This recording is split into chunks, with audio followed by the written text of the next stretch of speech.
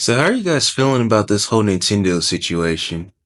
Like the Nintendo Switch 2 is going to be 450 by itself and 500 with Mario Kart bundle.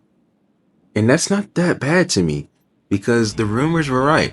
We said 4K 60 and then they even said 1080p 120 frames, right?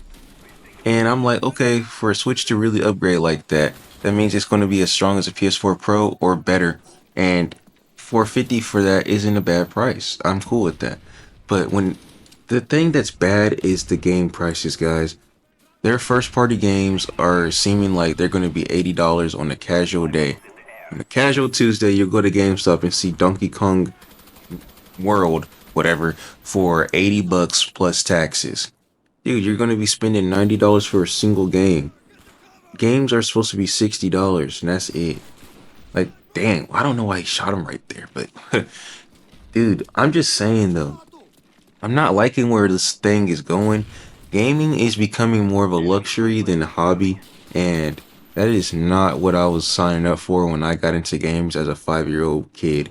That is not what I'm wanting out of my life. And I've honestly made the conscious decision to just say, screw it, dude.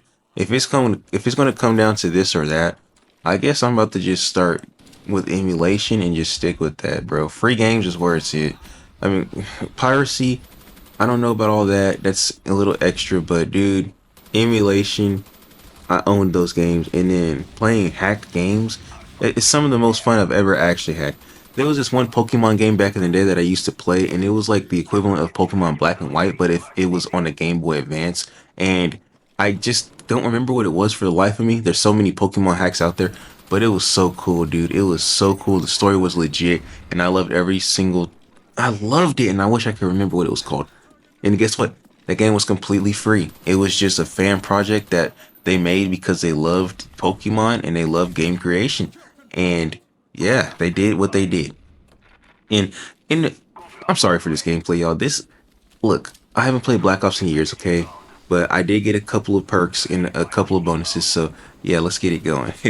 Kill streaks, that's what I'm trying to say. But yeah, guys, at the end of the day, emulation, it's so easy to get with that on the phone. And there's even this emulator. What is it called? It's called Delta, and you can literally play Game Boy Advance games. You can play Nintendo 64 games. You can play Nintendo DS games, and I think that's actually it. And it's on the phone and it's free. And the great thing about it is that you can play online with friends. That's super cool. Like they actually revived some games because of that. Probably play Pokemon. I don't know about that yet, but I would assume you can fight people in Pokemon Diamond Pearlers, Black 1, 2. See what I'm saying? It is a cool thing, but that's besides the point. What I'm really trying to say is that gaming and the prices of gaming and gaming becoming a luxury is going to push me so far to the edge that if I love video games and I will love video games for life, but what I'm willing to do to still play video games but not have to drool over the next big game is playing the old games that I have, staying on my computer, being on a Dolphin emulator, playing the hacks, the game hacks like Smash Bros. Remix. You know what I mean? That game's great. And in the remix, so it's actually Project M, and Project M Plus has so many characters. It is a true Smash Melee, but brawl style game that has over I don't know if it actually has over 100 characters, but my gosh, it's so close to it that it's legitimate. It has as much characters as Smash Ultimate, and it even has some characters from Smash Ultimate in it, and it plays just fine. It plays just fine, and it's free. Dude, there are Xbox 360 emulators that are, there's one called Xenia, and I think it's called Xenia, and I played the Sonic the Hedgehog '06. Now, that game's not good, but there is an actual person out there who's making a demo. He's trying to make the whole Sonic '06 experience, but better. And when I say better, I mean not just removing bugs and whatnot, but also like having abilities out there. I don't even know how to explain it, but it's Sonic '06 but better. It's not glitchy. It's so good. It's great. I love it. And I'm trying to get that going, and that's free. One of my personal favorite games of all time is Dynasty Warriors Gundam 3 because it's just like a mindless. hack and slash, but with robots. And these robots do literal kamehamehas out of their suits, and they have all these cool speeches. They're like, "I am Gundam. The microwaves are coming," and all kinds of cool stuff. And they just blow everything up. It's so fun. It's so cool. But sometimes those games are messed up and they have glitches and bugs that make them almost unplayable unless you reset the cache on your emulator. But what I'm getting at is that it's a playable game and it's fun and I love it and it's awesome. I'm willing to go back to those days and emulate games just to play for free because I'm not about to be paying $80 for a game plus taxes, bro. Like, I just don't understand who you think you are. Nintendo. I mean, look, I even told my friends at work, I'm like, dude, I have to think about paying $70 for a game because I can't just be paying $70 for any game. And the one time I did that, I regretted it so much that I actually stopped playing the game. Street Fighter 6 was the first game I bought for $70, and the reason I don't know why I had to flop like that, but the reason I bought it for that is because all my friends in the Discord were buying the game one after another, and they were all playing together, and they were so hyped, and they were loving it. Then I said, all right, I'll buy it. I had the money, man. I was saving up my money. I was working overtime. I had it. But guess what? We played it. We had fun that one day, and none of us ever played it again. That was our literal first and last time. And I mean every single one of us, bro. There was like 6 of us in that group. We don't play Street Fighter 6 anymore. So you understand how I'm saying, oh yeah, $70 for a game is already a big ask and a big thing that I'm not so willing to do. I don't want to. And it's 80? You really think I want to be, dude, Donkey Kong, the new Donkey Kong game, right? It's like the engine from Mario Odyssey, but it's so intuitive in a different way because you can punch the floor, punch through the ground, punch through the walls, and you can just make your own way. Like, it's a whole different thing. You're not just jumping on heads. Even Donkey Kong Country, you have to jump on the enemy's head in order to defeat them or ride an animal and let the animal hit. But you yourself never actually punch someone unless, it was like in a cutscene or something. Excuse me, I had a little burp or something like that, an inside burp. I don't get it. But yeah, guys, so that game looks great. It's intuitive. It's awesome. It's fun looking. It looks incredible. I'm telling you right now, it's so fun looking. But then I see $80 and I just can't justify that. I will never be able to justify that. Like, for me, $80 is like more than 4 hours of work. You know what I mean? That's a lot of money and a lot of time, actually. It's just a lot of time to spend to get one game. And then, dude, you guys don't understand how hype I was when I saw Kirby Air Riders. I was so hype. I was like, oh my gosh. And the funny thing is, when I saw the trailer, I was like, Kirby Air Rider 2. Because Kirby was trying to use the star and it was flickering in and out. And I'm like, why would he?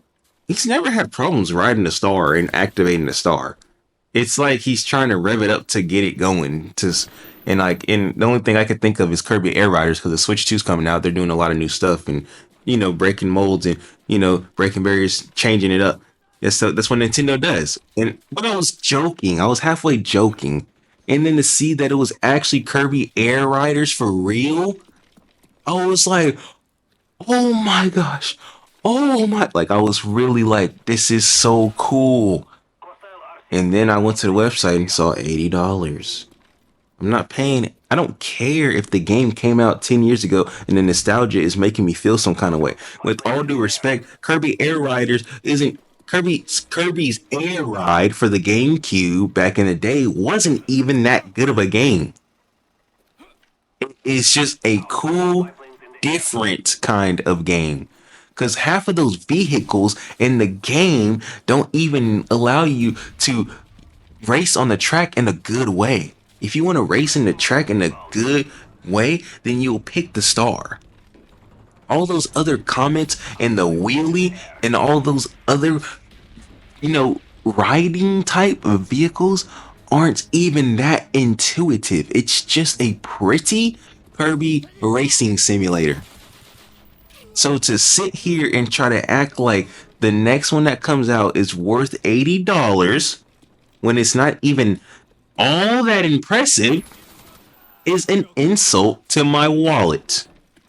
I'm not paying $80 plus taxes for the new Kirby Air Riders. And this is what I'm saying. It's like they're going to make their in-house Nintendo made games $80. You know, their first party games $80. And then the rest of the games are probably going to be, you know, whatever they're going to be. Because we saw that one wheelchair Special Olympics game was $40 straight out the gate. And I'm like, okay, I understand because with all due respect, that game doesn't really look all that. It doesn't. It sure ain't no $60 game. With all due respect, it just looks a little too boring. You know, it is cool for what it is. It's different, but not in a way that makes me feel comfortable paying $60 for it. And that's just my 2 cents on that. But what I will say is that even as fun as the games look, Mario Kart World Tour, I'm gonna get it because I'm gonna get the bundle. That's paying $50 for Mario Kart, and that's fine with me. You know, that's fine with me. And I'm already gonna have to pay $120 at GameStop to get that terabyte SD card. But now I'm thinking, I mean, I'm gonna get the terabyte SD card. Let's be honest, so that I can just future proof because the games are gonna be 4K 60. That's a big deal. That's gonna make games be even larger and take up more space. So if Nintendo does learn this lesson and actually gets on the ball and lowers the prices down back to 60, and I will even genuinely accept 70 because Sony does it, and I don't really believe Sony deserves to charge 70, but I understand if they do it, then we were going to do it as a business. I get that.